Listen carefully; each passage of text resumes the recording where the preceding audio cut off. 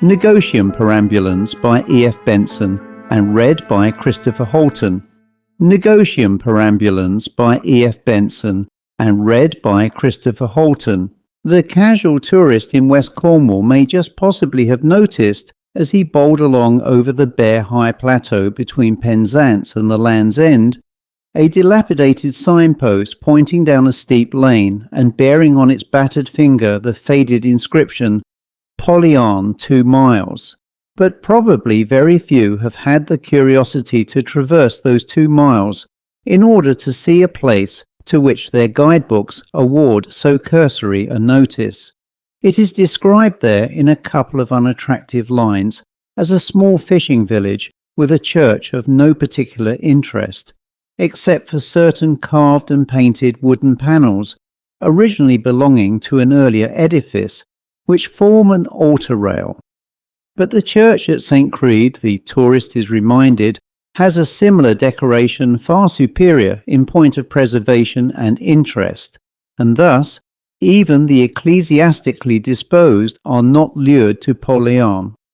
So meagre a bait is scarce worth swallowing, and a glance at the very steep lane, which in dry weather presents a carpet of sharp-pointed stones, and after rain a muddy watercourse, will almost certainly decide him not to expose his motor or his bicycle to risks like these in so sparsely populated a district. Hardly a house has met his eyes since he left Penzance, and the possible trundling of a punctured bicycle for half a dozen weary miles seems a high price to pay for the sight of a few painted panels.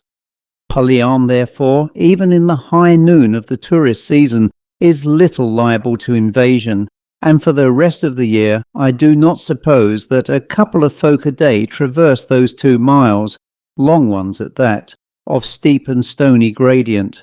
I am not forgetting the postman in this exiguous estimate, for the days are few when, leaving his pony and cart at the top of the hill, he goes as far as the village, since but a few hundred yards down the lane there stands a large white box like a sea trunk by the side of the road, with a slit for letters and a locked door. Should he have in his wallet a registered letter, or be the bearer of a parcel too large for insertion in the square lips of the sea trunk, he must needs trudge down the hill and deliver the troublesome missive, leaving it in person on the owner, and receiving some small reward of coin or refreshment for his kindness. But such occasions are rare, and his general routine is to take out of the box such letters as may have been deposited there, and insert in their place such letters as he has brought. These will be called for perhaps that day or perhaps the next by an emissary from the Polyon post office. As for the fishermen of the place, who in their export trade constitute the chief link of movement between Polyon and the outside world, they would not dream of taking their catch up the steep lane, and so with 6 miles farther of travel to the market at Penzance. The sea route is shorter and easier, and they deliver their wares to the pierhead. Thus, though the sole industry of Polyon is sea fishing, you will get no fish there unless you have bespoken your requirements to one of the fishermen. Back come the trawlers as empty as a haunted house, while their spoils are in the fish train that is speeding to London. Such isolation of a little community, continued as it has been for centuries, produces isolation in the individual as well, and nowhere will you find greater independence of character than among the people of Polyon. But they are linked together, so it has always seemed to me by some mysterious comprehension. It is as if they had all been initiated into some ancient rite, inspired and framed by forces visible and invisible. The winter storms that batter the coast, the vernal spell of the spring, the hot still summers, the season of rains and autumnal decay, have made a spell which, line by line, has been communicated to them concerning the powers, evil and good, that rule the world and manifest themselves in ways benignant or terrible. I came to Polyon first at the age of 10, a small boy, weak and sickly, and threatened with pulmonary trouble. My father's business kept him in London, while for me abundance of fresh air and a mild climate were considered essential conditions if I was to grow to manhood. His sister had married the vicar of Poleon, Richard Bolitho, himself native to the place, and so it came about that I spent 3 years as a paying guest with my relations. Richard Bolitho owned a fine house in the place, which he inhabited in preference to the vicarage, which he let to a young artist, John Evans, on whom the spell of Poleon had fallen, for from year's beginning to year's end he never left it. There was a solid roof shelter, open on one side to the air, built for me in the garden, and here I lived and slept, passing scarcely 1 hour out of the 24 behind walls and windows. I was out on the bay with the fisher folk, or wandering along the gorse-clad cliffs that climbed steeply to right and left of the deep combe where the village lay, or pottering about on the pierhead, or birds nesting in the bushes with the boys of the village. Except on Sunday, and for the few daily hours of my lessons, I might do what I pleased, so long as I remained in the open air. About the lessons there was nothing formidable. My uncle conducted me through flowering bypaths among the thickets of arithmetic, and made pleasant excursions into the elements of Latin grammar, and above all, he made me daily give him an account, in clear and grammatical sentences, of what had been occupying my mind or my movements. Should I select to tell him about a walk along the cliffs, my speech must be orderly, not vague slipshod notes of what I had observed. In this way, too, he trained my observation, for he would bid me tell him what flowers were in bloom, and what birds hovered fishing over the sea or were building in the bushes. For that I owe him a perennial gratitude, for to observe and to express my thoughts in the clear-spoken word became my life's profession. But far more formidable than my weekday tasks was the prescribed routine for Sunday. Some dark embers compounded of Calvinism and mysticism smouldered in my uncle's soul, and made it a day of terror. His sermon in the morning scorched us with a foretaste of the eternal fires reserved for unrepentant sinners, and he was hardly less terrifying at the children's service in the afternoon. Well do I remember his exposition of the doctrine of guardian angels. A child, he said, might think himself secure in such angelic care, but let him beware of committing any of those numerous offences which would cause his guardian to turn his face from him. For as sure as there were angels to protect us, there were also evil and awful presences which were ready to pounce, and on them he dwelt with peculiar gusto. Well, too, do I remember in the morning sermon his commentary on the carved panels of the altar rails, to which I have already alluded. There was the angel of the Annunciation there, and the angel of the Resurrection, but not less was there the Witch of Endor, and on the fourth panel a scene that concerned me most of all. This fourth panel, he came down from his pulpit to trace its time-worn features, represented the lich gate of the churchyard at Poleon itself, and indeed the resemblance when thus pointed out was remarkable. In the entry stood the figure of a robed priest holding up a cross, with which he faced a terrible creature like a gigantic slug that reared itself up in front of him. That, so ran my uncle's interpretation, was some evil agency such as he had spoken about to us children, of almost infinite malignity and power, which could alone be combated by firm faith and a pure heart. Below ran the legend Negotium Perambulans in Tenebris, from the 91st Psalm. We should find it translated there, the pestilence that walketh in darkness, which but feebly rendered the Latin. It was more deadly to the soul than any pestilence that can only kill the body. It was the thing, the creature, the business that trafficked in the outer darkness, a minister of God's wrath on the unrighteous. I could see as he spoke the looks which the congregation exchanged with each other, and knew that his words were evoking a surmise, a remembrance. Nods and whispers passed between them. They understood to what he alluded, and with the inquisitiveness of boyhood I could not rest till I had wormed the story out of my friends among the fisher boys, as next morning we sat basking and naked in the sun after our bathe. One knew one bit of it, one another, but it pieced together into a truly alarming legend. In bald outline it was as follows. A church far more ancient than that in which my uncle terrified us every Sunday had once stood not 300 yards away on the shelf of the level ground below the quarry from which its stones were hewn. The owner of the land had pulled this down and erected for himself a house on the same site out of these materials, keeping in a very ecstasy of wickedness the altar, and on this he dined and played dice afterwards. But as he grew old, some black melancholy seized him, and he would have lights burning there all night, for he had deadly fear of the darkness. On one winter evening there sprang up such a gale as was never before known, which broke in the windows of the room where he had supped and extinguished the lamps. Yells of terror brought in his servants, who found him lying on the floor with the blood streaming from his throat. As they entered, some huge black shadow seemed to move away from him, crawled across the floor and up the wall and out of the broken window. "There he lay a-dying," said the last of my informants, "and him that had been a great burly man was withered to a bag of skin, for the critter had drained all the blood from him.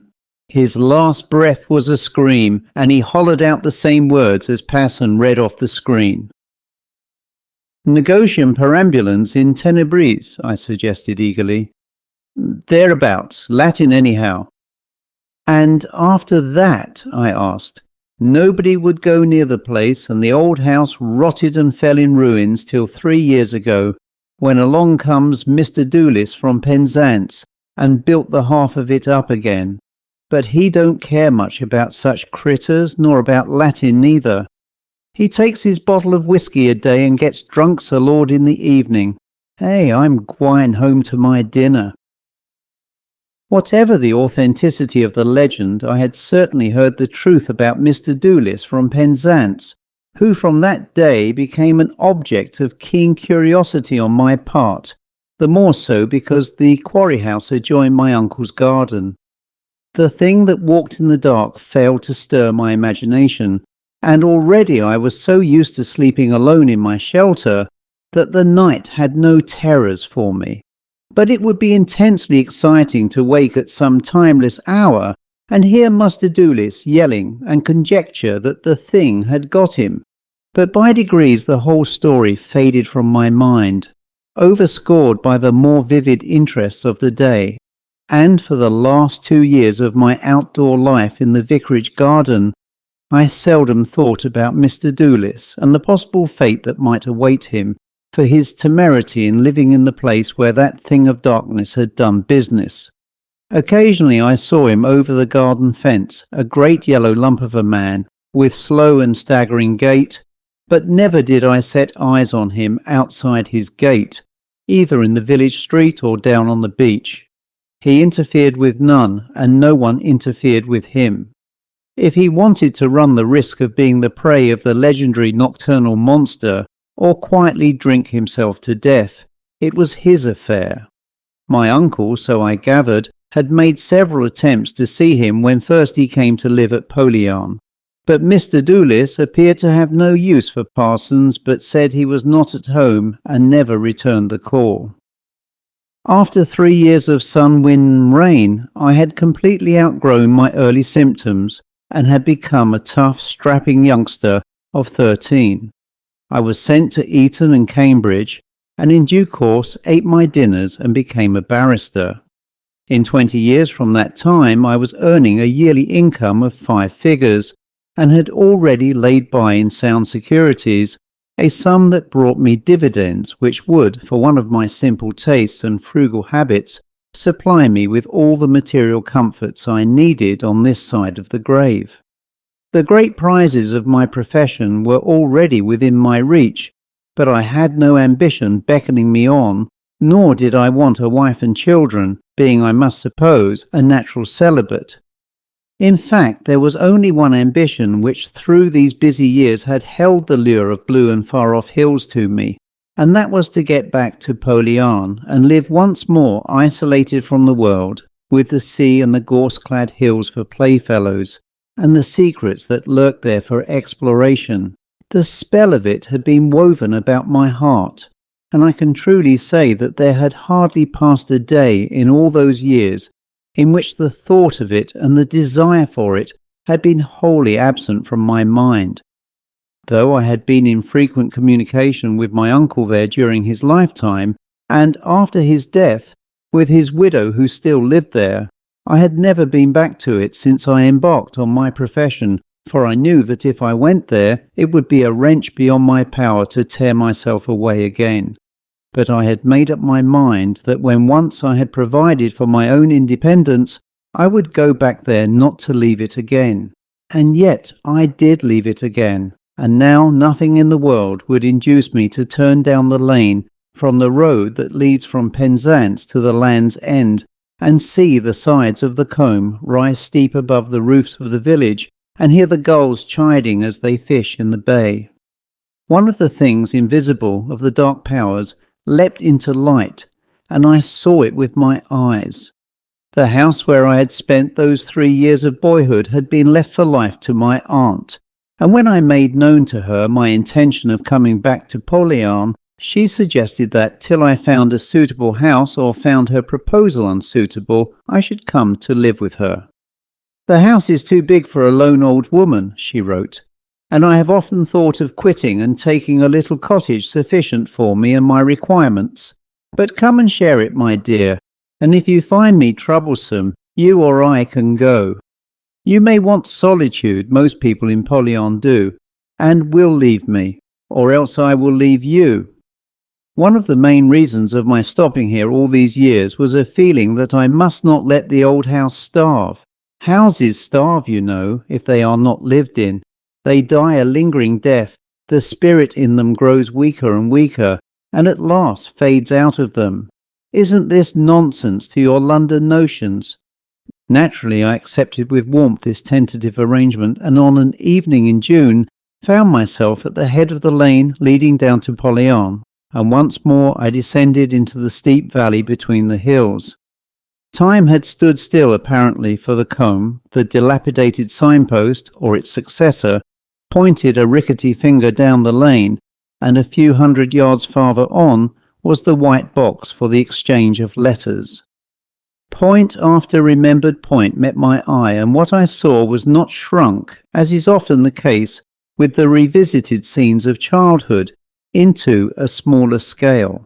There stood the post office, and there the church, and close beside it the vicarage, and beyond the tall shrubberies which separated the house for which I was bound from the road, and beyond that again the grey roofs of the Quarry house, damp and shining with the moist evening wind from the sea. All was exactly as I remembered it, and above all that sense of seclusion and isolation. Somewhere above the treetops climbed the lane which joined the main road to Penzance, but all that had become immeasurably distant. The years that had passed since last I turned in at the well-known gate faded like a frosty breath and vanished in this warm, soft air. There were law courts somewhere in memory's dull book which, if I cared to turn the pages, would tell me that I had made a name and a great income there. But the dull book was closed now, for I was back in Polian, and the spell was woven around me again. And if Polian was unchanged, so too was Aunt Hester, who met me at the door. Dainty and china white she had always been, and the years had not aged but only refined her. As we sat and talked after dinner, she spoke of all that had happened in Polian in that score of years, and yet somehow the changes of which she spoke seemed but to confirm the immutability of it all.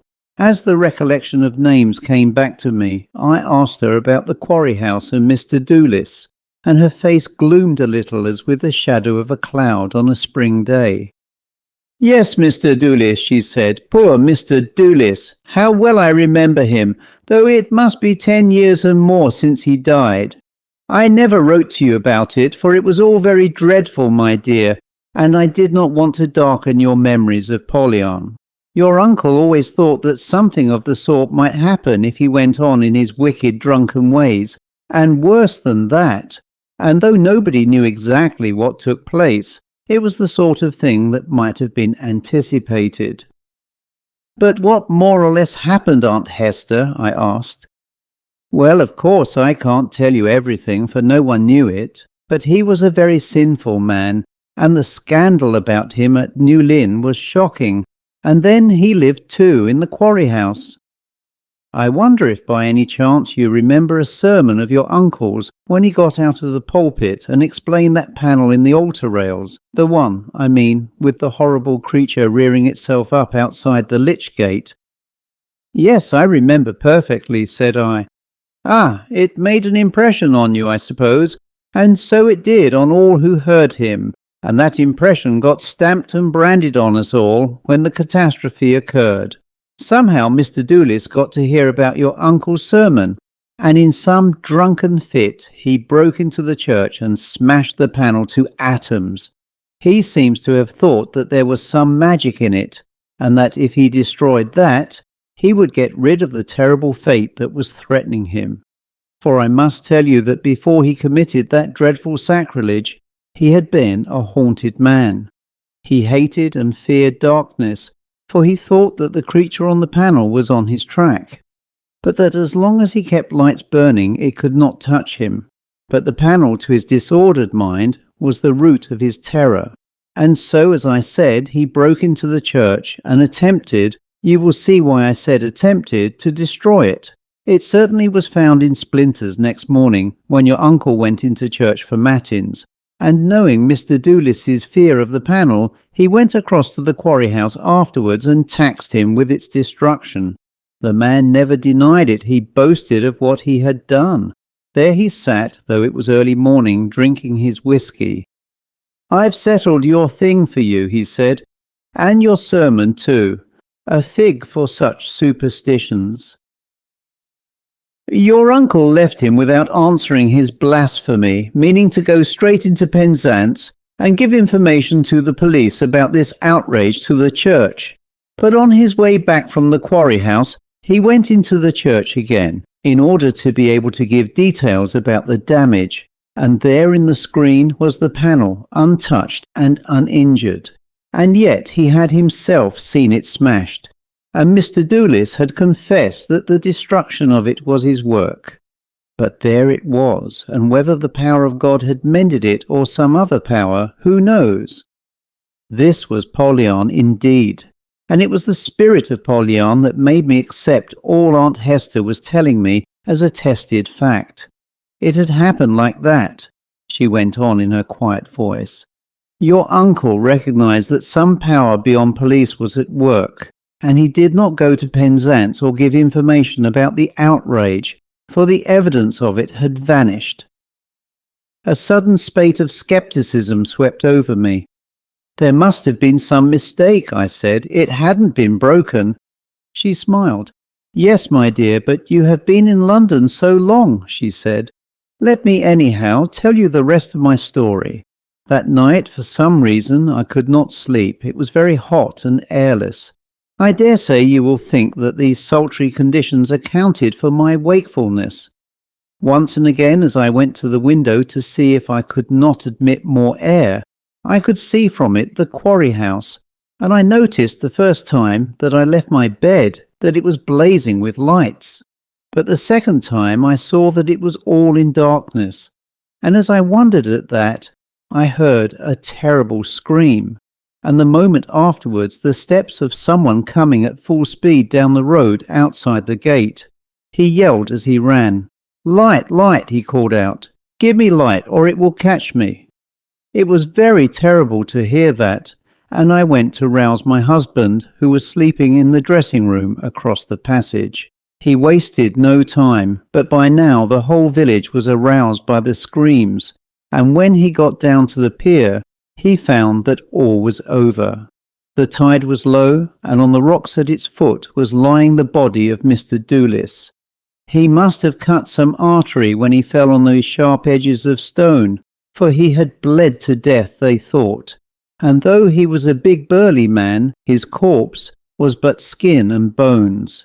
Yet there was no pool of blood round him, such as you would have expected, just skin and bones, as if every drop of blood in his body had been sucked out of him. She leaned forward. "You and I, my dear, know what happened," she said, "or at least can guess. God has his instruments of vengeance on those who bring wickedness into places that have been holy. Dark and mysterious are his ways." Now, what I should have thought of such a story if it had been told me in London, I can easily imagine. There was such an obvious explanation. The man in question had been a drunkard. What wonder if the demons of delirium pursued him? But here in Poleon it was different. "And who is in the quarry house now?" I asked. "Years ago the fisher boys told me the story of the man who first built it, and of his horrible end. And now again it has happened. Surely no one has ventured to inhabit it once more." I saw in her face, even before I asked that question, that somebody had done so. "Yes, it is lived in again," said she, "for there is no end to the blindness. I don't know if you remember him. He was tenant of the vicarage many years ago." "John Evans," said I. "Yes, such a nice fellow he was too. Your uncle was pleased to get so good a tenant. And now—" She rose. "Aunt Hester, you shouldn't leave your sentences unfinished," I said. She shook her head. "My dear, that sentence will finish itself," she said. "But what a time of night! I must go to bed, and you too, or they will think we have to keep lights burning here through the dark hours." Before getting into bed, I drew my curtains wide and opened all the windows to the warm tide of the sea air that flowed softly in. Looking out into the garden, I could see in the moonlight the roof of the shelter in which for 3 years I had lived, gleaming with dew. That, as much as anything, brought back the old days to which I had now returned, and they seemed of one piece with the present, as if no gap of more than 20 years sundered them. The two flowed into one like globules of mercury, uniting into a softly shining globe of mysterious lights and reflections. Then, raising my eyes a little, I saw against the black hillside the windows of the quarry house still alight. Morning, as is so often the case, brought no shattering of my illusion. As I began to regain consciousness, I fancied that I was a boy again, waking up in the shelter in the garden, and though, as I grew more widely awake, I smiled at the impression that on which it was based I found to be indeed true. It was sufficient now, as then, to be here, to wander again on the cliffs, and hear the popping of the ripened seed pods on the gorse bushes, to stray along the shore to the bathing cove, to float and drift and swim in the warm tide and bask on the sand, and watch the gulls fishing, to lounge on the pierhead with the fisher folk, to see in their eyes and hear in their quiet speech the evidence of secret things not so much known to them as part of their instincts and their very being. There were powers and presences about me. The white poplars that stood by the stream that babbled down the valley knew of them, and showed a glimpse of their knowledge sometimes, like the gleam of their white underleaves. The very cobbles that paved the street were soaked in it. All that I wanted was to lie there and grow soaked in it too. Unconsciously, as a boy, I had done that. But now the process must be conscious. I must know what stir of forces, fruitful and mysterious, seethed along the hillside at noon and sparkled at night on the sea. They could be known, they could even be controlled by those who were masters of the spell, but never could they be spoken of, for they were dwellers in the innermost, grafted into the eternal life of the world. There were dark secrets as well as these clear, kindly powers, and to these no doubt belonged the Negotium Perambulans in Tenebris, which, though of deadly malignity, might be regarded not only as evil, but as the avenger of sacrilegious and impious deeds. All this was part of the spell of Poleon, of which the seeds had long lain dormant in me.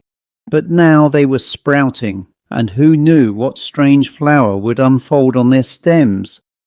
It was not long before I came across John Evans. One morning as I lay on the beach, there came shambling across the sand a man stout and middle-aged with the face of Silenus. He paused as he drew near and regarded me from narrow eyes. "Why, you're the little chap that used to live in the parson's garden," he said. "Don't you recognize me?"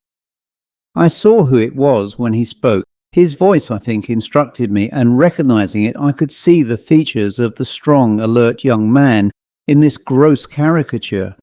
"Yes, you're John Evans," I said. "You used to be very kind to me. You used to draw pictures for me." "So I did, and I'll draw you some more. Been bathing? That's a risky performance. You never know what lives in the sea, nor what lives on the land for that matter. Not that I heed them. I stick to work and whiskey. God, I've learned to paint since I saw you, and drink too for that matter. I live in the Quarry house, you know, and it's a powerful thirsty place. Come and have a look at my things if you're passing. Staying with your aunt, are you? I could do a wonderful portrait of her. Interesting face, she knows a lot. People who live at Pollyarn get to know a lot, though I don't take much stock in that sort of knowledge myself. I do not know when I have been at once so repelled and interested. Behind the mere grossness of his face, there lurked something which, while it appalled, yet fascinated me. His thick, lisping speech had the same quality.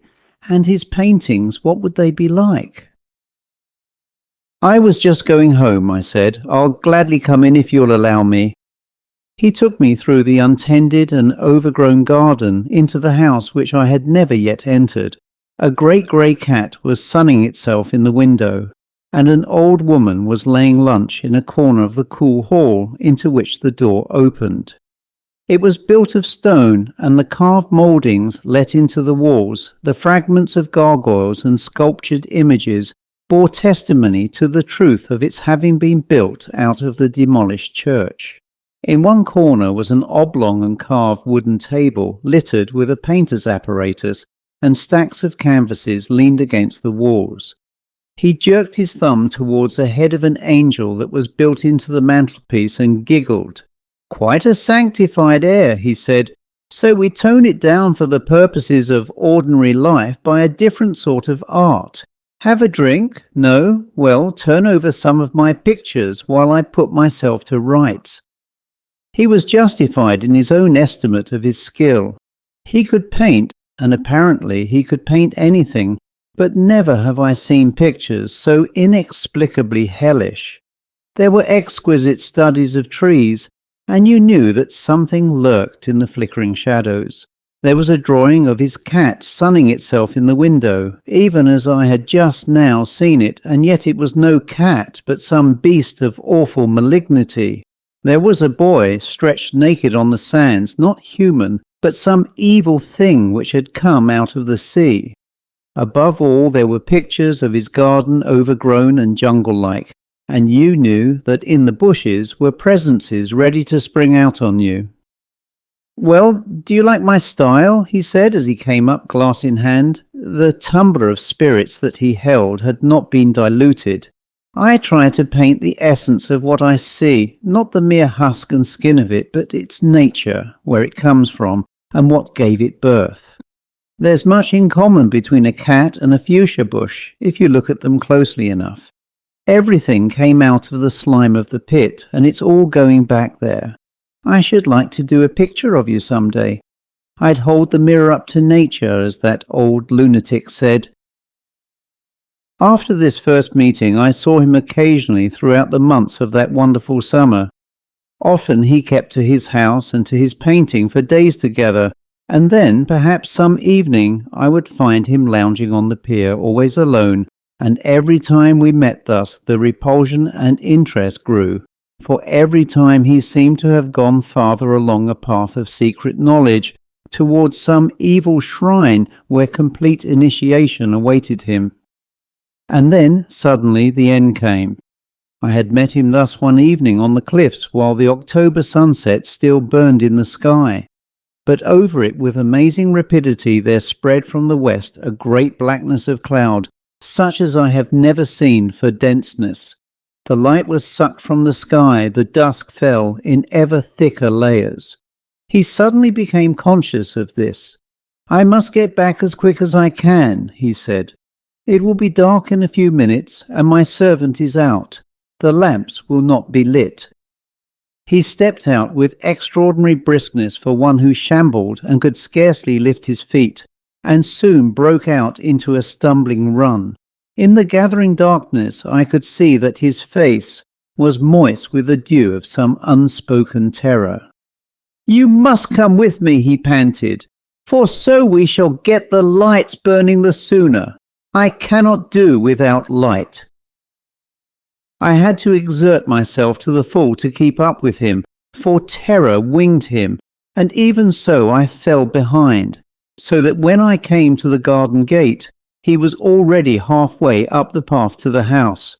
I saw him enter, leaving the door wide, and found him fumbling with matches, but his hand so trembled that he could not transfer the light to the wick of the lamp. "But what's the hurry about?" I asked.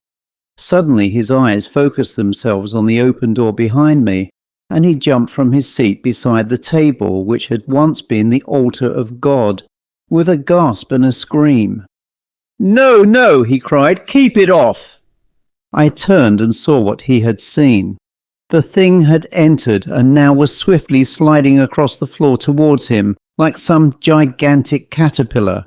A stale phosphorescent light came from it, for though the dusk had grown to blackness outside, I could see it quite distinctly in the awful light of its own presence. From it, too, there came an odour of corruption and decay, as from slime that has long lain below water.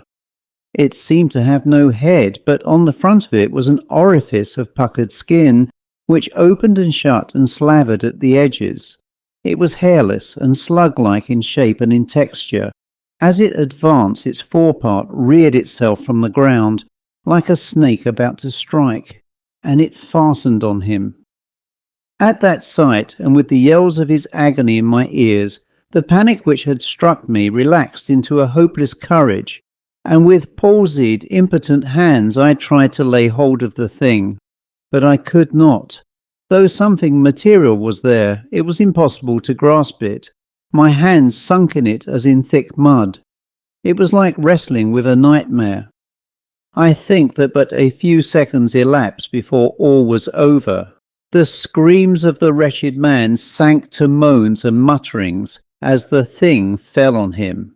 He panted once or twice and was still. For a moment longer there came gurglings and sucking noises, and then it slid out even as it had entered. I lit the lamp which he had fumbled with, and there on the floor he lay, no more than a rind of skin in loose folds over projecting bones. The end.